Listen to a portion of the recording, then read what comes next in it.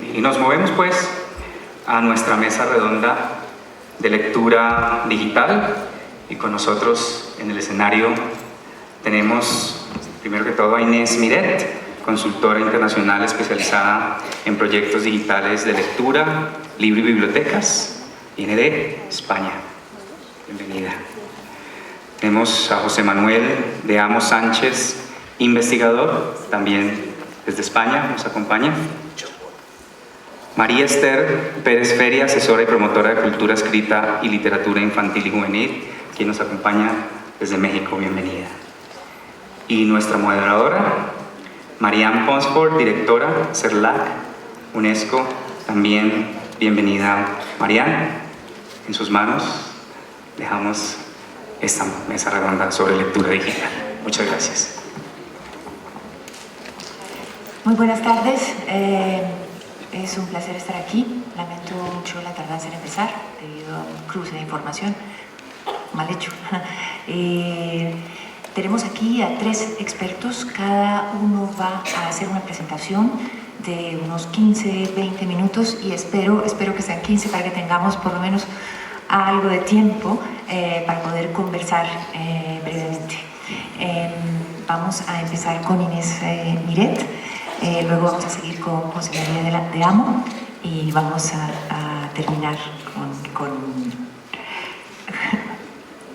se me fue tu nombre, con María Esther, perdón, María Esther. Entonces, empecemos por favor, Inés. Muchas gracias a todos ustedes, muchísimas gracias a los compañeros de mesa, María Esther, José Manuel y por supuesto María, muchísimas gracias por coordinarnos y muchas gracias a la Fundación Santillana por invitarme a este evento. Como tenemos muy poco tiempo, yo pensé, bueno, ¿cómo puedo centrar la atención sobre los múltiples temas que realmente bajo el nombre lectura digital podemos tratar? Y bueno, yo pensé hablar de algo que ya está ahí proyectado, que es la extimidad del joven lector. Extimidad es un término lacaniano, pero que de alguna manera ha sido recuperado al aparecer las redes sociales, en el sentido opuesto a intimidad. ¿Y de qué manera? La aparición, a nadie le sorprenderá que de lo que vamos a hablar es de esto, es decir, de este conjunto de entornos, espacios, lugares donde hoy los jóvenes se están encontrando para conversar de libros. Obviamente no vamos a poder hablar de todos. Yo voy a poner algunos ejemplos de una parte de ellos, sobre todo los que ustedes tienen en la columna derecha, que son específicamente de lectura, y José Manuel se va a ocupar de algunos de los que tenemos en la columna de la izquierda, que algunos, sobre todo Wattpad, Figment y Fanfic, son de escritura, son espacios de escritura. Realmente mi intervención es una pregunta, no es una respuesta para nada, y además sé que la estoy haciendo en un momento en el que en Colombia este es un tema muy sensible por una polémica que se ha creado en la recientísima Feria del Libro de Bogotá, como también sucedió en la Feria del Libro de Madrid del año pasado, o sea que quiere decir que en ese sentido estamos compartiendo un debate internacional y creo que preguntas, sobre todo, bastante comunes. Y mi invitación a discutir sobre este tema de la extimidad tiene que ver con el impacto, los cambios que se están produciendo de manera efectiva, o al menos eso espero que se pueda ver en mi intervención, en las formas de información, recomendación, circulación y socialización de la lectura. No me voy a referir tanto al formato en el cual leemos, sino que una vez que hayamos leído o cuando tenemos que elegir lo que leemos, dónde, en qué entornos, dónde se están moviendo en este momento los jóvenes. Y voy a partir de un par de ejemplos.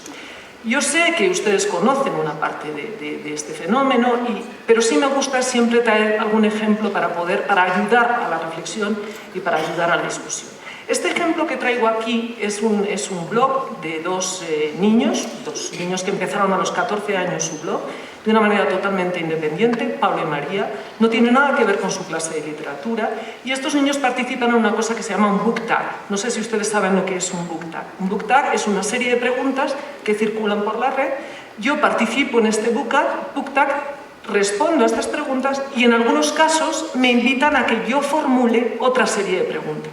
¿Qué pasa? Que estos sistemas de circulación de información nos dan idea de la personalidad del lector que se está construyendo ahí. Entonces, Pablo y María en una de las preguntas que les preguntaban, bueno, ¿qué es para vosotros leer? ¿Qué significa para vosotros leer? Contestan los siguientes. Bueno, ¿por qué crees que es interesante leer? Interesante es para mí una definición que se queda corta. No creo que sea interesante. Sé que es interesante, divertido, entretenido, bueno, pero ¿por qué? La respuesta comodín sería porque te permite evadirte de la vida cotidiana, alejarte de tus problemas, cuando todos sabemos que el problema es una parte básica de la trama de un libro. Mis razones para leer van mucho más allá. Si quiero evadirme, la solución más rápida es dormir. Con la lectura busco entretenerme, recorrer mundos sin poner pie en la calle, vivir arriesgadas aventuras, en fin, etc. Bueno, me interesa mostrarles las preguntas que emiten Pablo y María para sus colegas. O sea, dice, bueno, a ver, yo he respondido a estas 11 preguntas, voy a proponerles estas 11 preguntas como preguntas de discusión. Y dice, bueno, seré muy directo. ¿Qué opinas de 1. Los bestsellers, 2. Los ebooks, 3. Las precuelas, 4. Los spin-off, 5. El spoiler, 6. Las novelas anónimas, 7. Las novelas coescritas, 8. Los escritores que contratan a terceros para que escriban en su lugar, 9. La piratería en Internet, 10. El plagio, 11. La censura. Creo que esas preguntas, esas propuestas nos dan idea de la personalidad que hay ahí y de lo que se está construyendo a los 14 años cuando están participando en algunos de estos entornos. Me he molestado en hacer un listado de algunos términos que son muy habituales si nos movemos por las redes sociales de lectura. Simplemente con una invitación de, yo sé que trabajamos en escuelas, yo sé que trabajamos en bibliotecas, bueno, ¿cuántos de estos términos no sabemos ni lo que quieren decir cuando se están refiriendo? Yo les invito a mirar. No nos da tiempo, obviamente, a resolverlo, pero lo podríamos resolver, podríamos hacer un taller. Traigo un segundo ejemplo que tiene que ver con BookTube, con estos canales literarios basados en vídeo. Este comentario que traigo es de una booktuber que se llama Rapsoda Literaria, y esta booktuber en una revista digital que se llama Globedia habló sobre su experiencia como booktuber. Entonces relato, yo voy a leer una parte mínima para que no se me pase el tiempo, que tengo aquí un control y por eso ando así un poco acelerada.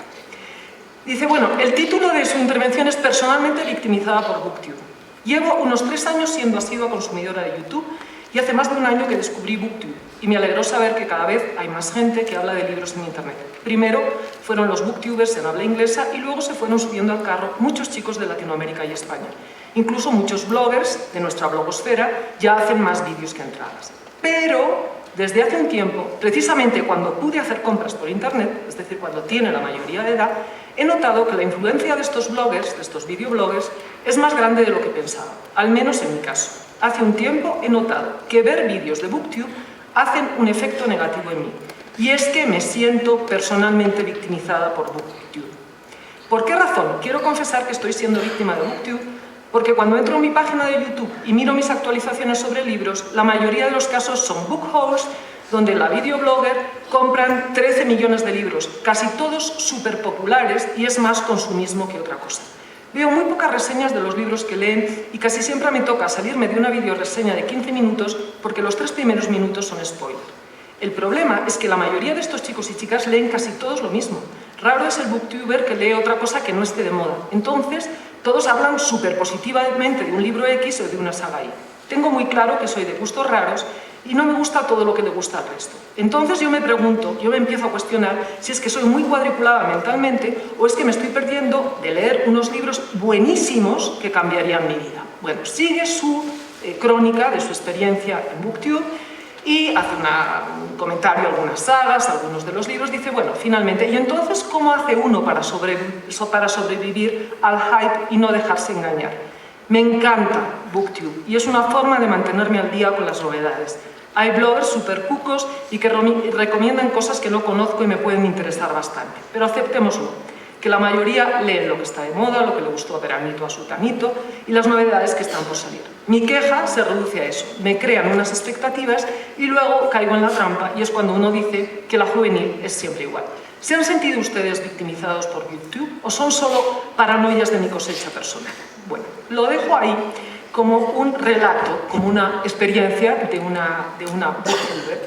Hace muy poco, hace un mes y medio, García Canclini, que seguro que todos ustedes lo han leído, ha hecho público un libro colectivo hacia una antropología de la lectura, de los lectores, que está en la red, o sea, que está en abierto, o sea, que ustedes lo pueden consultar si están interesados, y formula un par de preguntas que me parecen interesantes para traer aquí en relación con esta idea de la lectura social. Dice, ¿por qué si la lectura de libros está estancada en México y los libreros se quejan de que sus ventas se deprimen, las ferias del libro reciben cada año más visitantes? Los estudios, se refiere específicamente a los de México, encuentran que la mayoría de los asistentes son jóvenes y más de la mitad son compradores.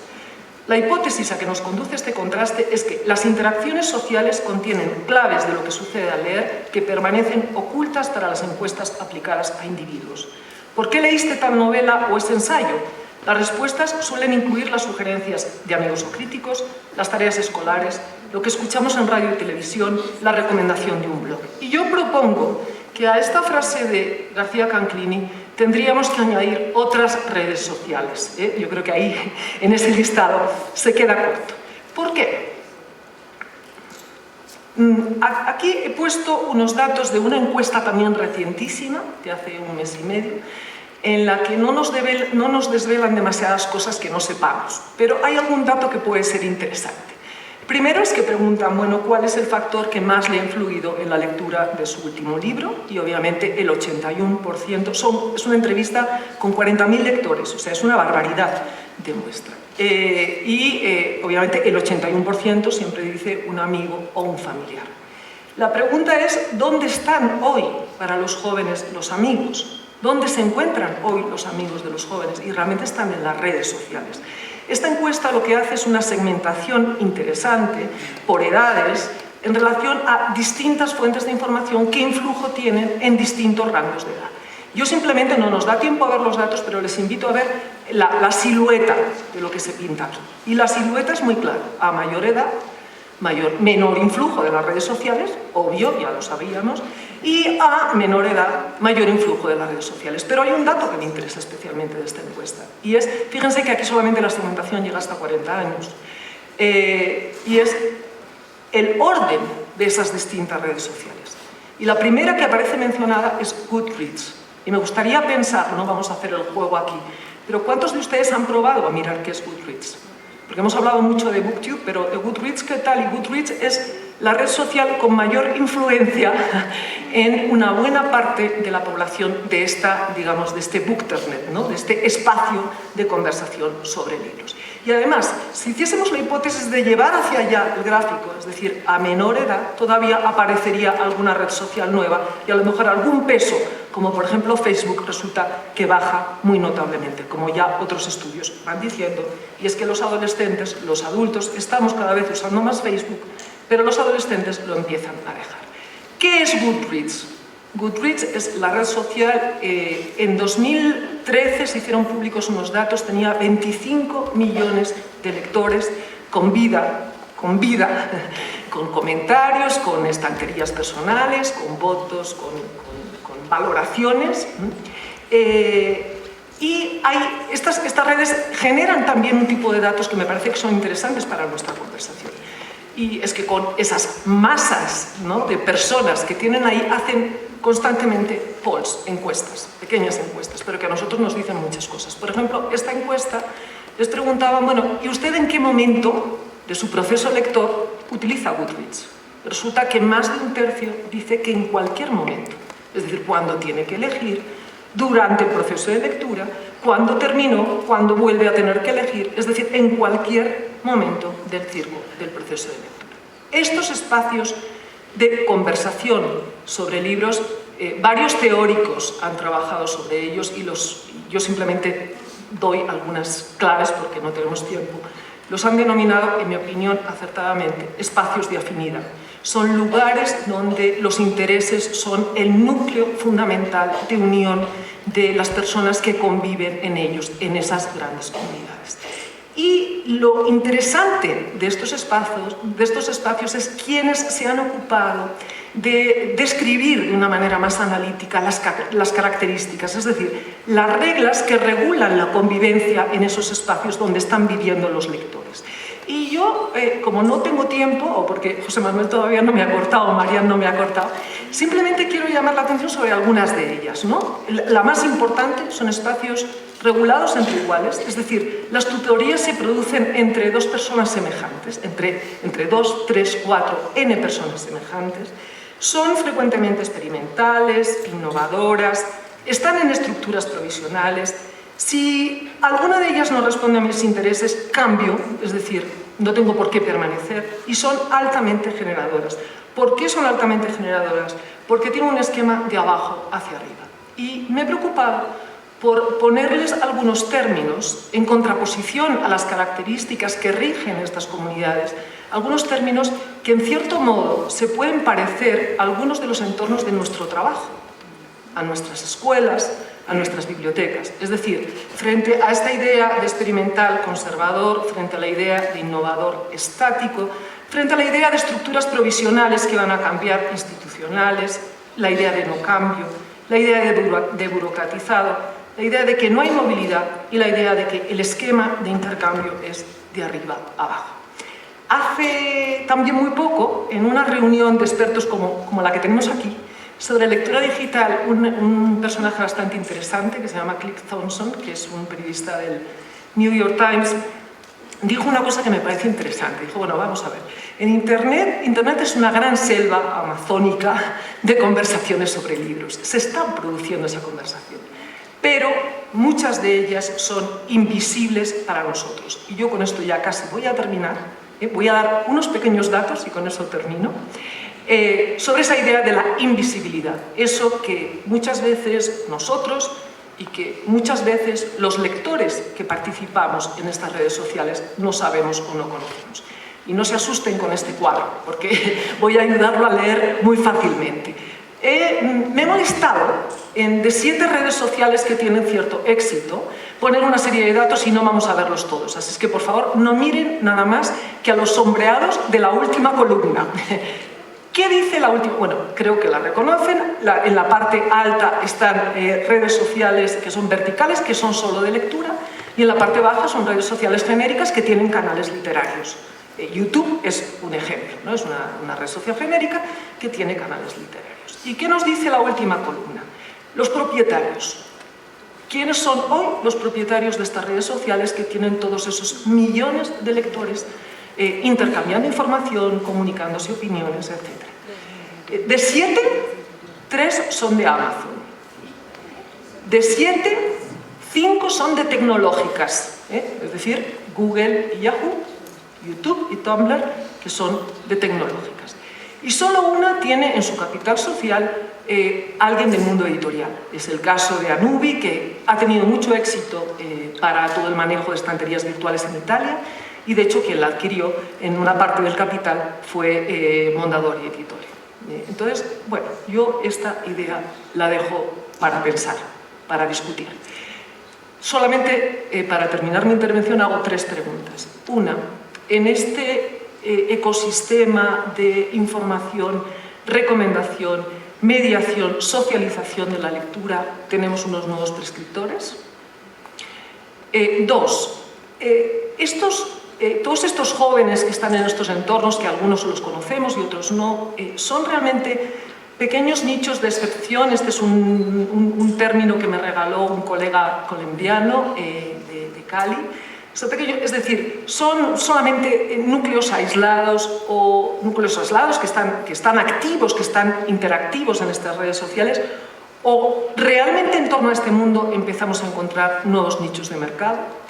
Y la última pregunta. Me molesté en una de las redes sociales que se llama Bookish, que no es tan, digamos que no es tan popular. Me molesté en mirar esa entrada que todos tenemos accesible en las webs, que dice what is, qué es esto, ¿no? ¿Qué hace esta red social? Y esta red social, como muchas de ellas, se define por 4 verbos. Uno es buscar, otro es descubrir, el tercero es leer y el cuarto es compartir. Y yo me pregunto, ¿mucho de lo que hacemos en nuestras instituciones no tiene que ver con estos 4 verbos? Y lo dejo aquí. Yo creo que hay un punto importante para abordar estas preguntas que tiene que ver con las brechas. con brechas que también los teóricos y los estudiosos de estos temas han descrito.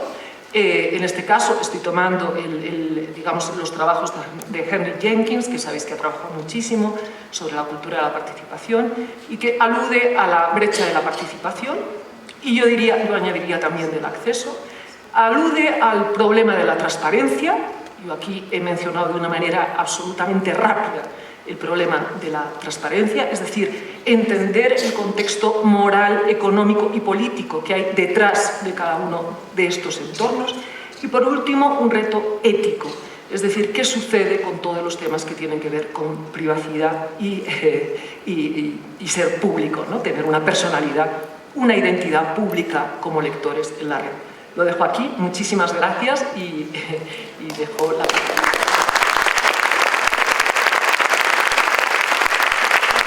Inés, muchas gracias.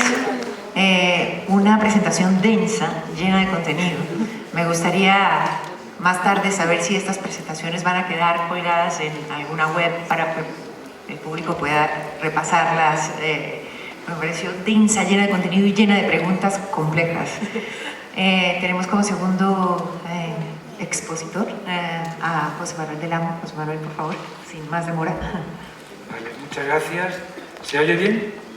Bueno, pues en primer lugar agradecer a la Fundación Santillana y a la Cervantes Virtual, a Mariano y a Manuel, por haberme invitado a un foro de este tipo que falta nos hacía. Y yo quiero que con mi intervención quiero dar una visión. Pregunté cuando me invitaron que cuál iba a ser la audiencia y me dijeron que la mayoría eran docentes, por lo cual yo pensé que la mejor manera de contribuir a este foro fuese de qué forma se puede abordar parte de la formación lectora y de la educación literaria desde las bondades de lo digital, del mundo digital, de su potencial. En su intervención, Inés se ha centrado en las posibilidades de los procesos de creación de la lectura, en realidad, dentro de lo digital, y yo me voy a encargar del acto de creación, pero del acto de creación de la lectura, porque va a ir sobre eso. La lectura como inicio de un proceso creativo dentro de una cultura participativa del que ella ha hablado anteriormente y en el marco de esos espacios de afinidad apasionada. Por lo tanto, le hemos querido dar la coherencia de lectura y escritura y verlos como dos elementos complementarios y a la vez como procesos convergentes. Yo he iniciado mi diapositiva primera con un iceberg o con un iceberg para que vean que estamos todavía, ¿cómo decirlo? Estamos en un proceso en el que todavía estamos en una nueva era, pero todavía no conocemos nada de la realidad. ¿Ya? En las últimas décadas vivimos expectantes, vivimos con cierta expectación ante el universo digital, ante un universo digital que está en continua expansión, ¿no? Estamos en los albores de lo que he dicho antes, en una nueva era y que está todo por definir. Y todo lo que estamos haciendo son palos de ciego, dar palos de ciego al agua, ¿no? Lo que sí tenemos muy claro es una cosa, es que Internet, el mundo digital, lo que ha favorecido son nuevas prácticas de lectura o nuevas prácticas lectoescritoras. ¿Y cómo no aprovecharla en el aula? Cuando tienen una serie de bondades de las cuales yo le voy a hablar a partir de mi intervención. La web, en este caso, se convierte en el escenario donde la gente se pone en contacto, se comunica, interactúa, participa, comparte información, aficiones, intereses, y la mayoría de las veces se crean vínculos emocionales entre los usuarios de una determinada comunidad. Y eso es un elemento fundamental que hay que aprovechar para el mundo en el aula.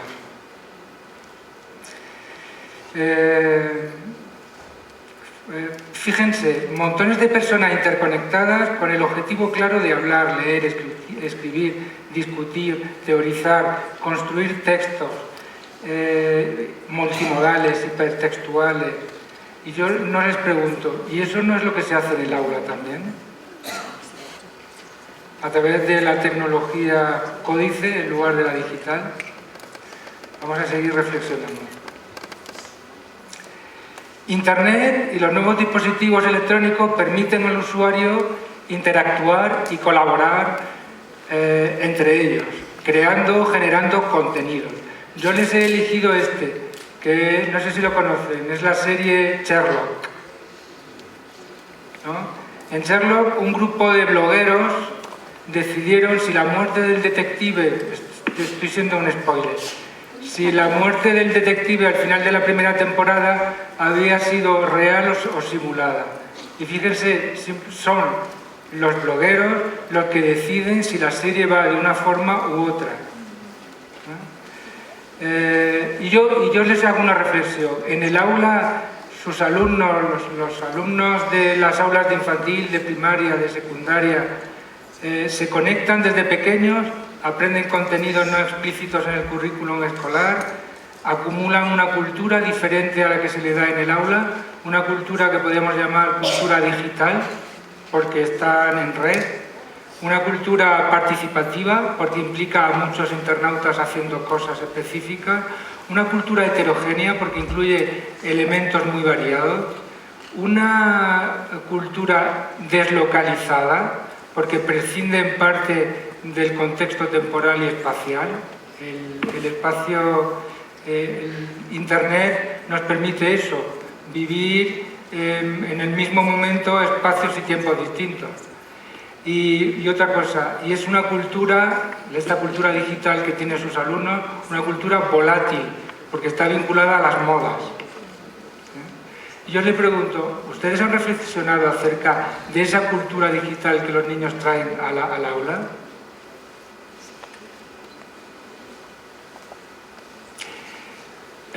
Se ve demasiado pixelado, ¿no? Bueno, pues le explico un poco. En el Pleistoceno, hablando de Internet, o sea, en el 2010, la librería Gandhi en México lanza una iniciativa porque quiere ver qué poder tiene de lectura y lanza un reto, una iniciativa que se llamaba Tweet Libros, no sé si lo conocen. No es un Twitter, por lo tanto no consistía en condensar las obras de los clásicos en 140 caracteres, sino consistía en darles vida a los personajes de los libros o de los clásicos, creando cuentas para esos personajes en Twitter y con los que los lectores podían interactuar con ellos. El avatar ponía un trozo del texto y el niño o niña podía hacerle a través del Twitter, por favor cambia el final, por favor no me gusta este personaje, no me gusta cómo te has comportado, ¿no? Y si ustedes supieran la cantidad de entradas que hubo en el Tweet Libro, se asustarían de ello. Para aprovechar la potencialidad de Internet en la lectura, muchas editoriales hicieron retos. El reto, por ejemplo, el Delirium. Perdón, es que no lo he pasado. El reto Delirium, que consistía en leer durante 24 horas un libro que estaba en abierto de Lauren Oliver y luego escribir una reseña de blog. Claro, los que podían leerlo estaba tamizado, o sea, eran elegidos a través de una serie de pruebas. Pero luego vieron la capacidad que tenía, que todo el mundo podía meterse dentro a poder comentar lo que había en el blog.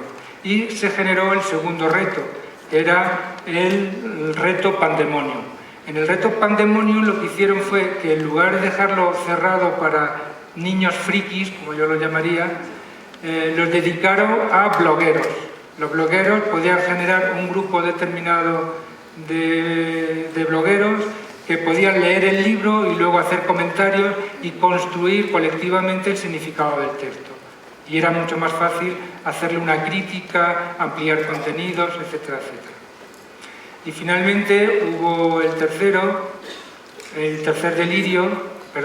reto, que consistía en que eran los blogueros mismos los que proponían los retos a la gente, a todos los que tenían captados a sus prosélitos. ¿Qué estás leyendo? Que es una propuesta en la que igual participó Inés también, de la Organización de Estados Iberoamericanos. Lanzan también todos los años, y